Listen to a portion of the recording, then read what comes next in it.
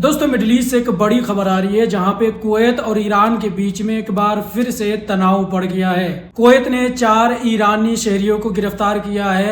उन पे इल्जाम है कि इनका ताल्लुक IRGC से है। ईरान की फॉरेन मिनिस्ट्री ने सख्त रद्द अमल दिया है। उन्होंने कहा है कि हमारे लोग कोई भी जासूसी नहीं कर रहे थे, बल्कि नेविगेशन फेलियर की वजह से कुवैती वाटर के अंदर हमारे कुछ लोग गलती से दाखिल हो गए थे। लेकिन कुवैत इसे एक संजीदा मामला समझ रहा है। कुवैत मान रहा है कि ये लोग IRGC के लिए जासूसी कर रहे थे। क्योंकि आप लोगों को पता है कि इन अरब देशों को ईरान ने बुरी तरीके से धोया है।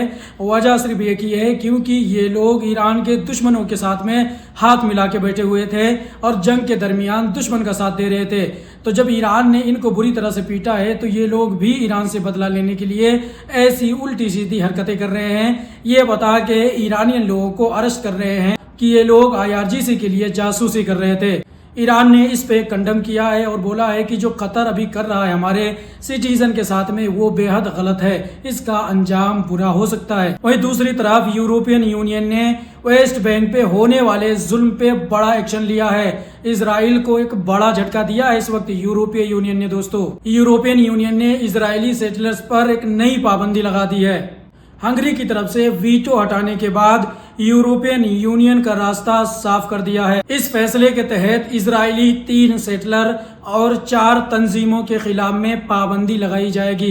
यानी इजराइल के लिए एक बड़ा झटका है यूरोपियन यूनियन ने जो दिया है। अभी यूरोपियन यूनियन ने कहा है कि फलस्तीनियों पे होने वाले जुल्म अब बर्दाश्त नहीं किए जाएंगे।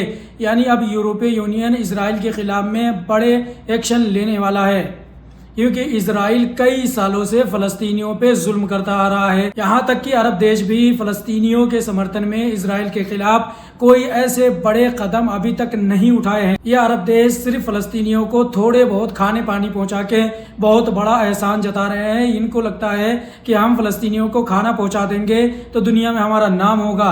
भाई खाना कोई भी देश दे सकता है, लेकिन जिस तरीके से यूरोपियन देशों ने इजराइल को बड़े बड़े झटके दिए हैं उस तरीके से अरब वालों ने कोई भी इजराइल के खिलाफ में पाबंदी अभी तक नहीं लगाई है। भाई इतने अरब देश होने का कोई फायदा नहीं है जब एक फलस्तीन को इतने अरब देश मिल के नहीं बचा सकते।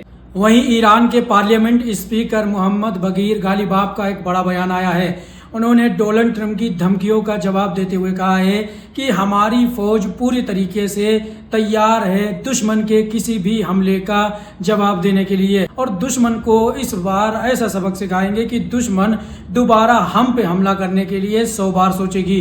यानी दोनों देशों के बीच अब धमकियां शुरू हो गई हैं। कभी ईरान धमकी दे रहा है अमेरिका को, तो अमेरिका कभी धमकी दे रहा है ईरान को। और ईरान को अमेरिका ने डराने के लिए अपनी न्यूक्लियर सबमरीन भी समुद्र में तैनात कर दिया है। यानी ये जो सीज फायर था वो बहुत जल्द खत्म होने वाला है, और दोबारा से अगर डील नहीं होती है तो एक बड़ी जंग आपको फिर से देखने को मिल सकती है। वहीं पे दोस्तों मैंने जो कहा था आज ऑफिशियली वो चीज़ कंफर्म हो चुकी है।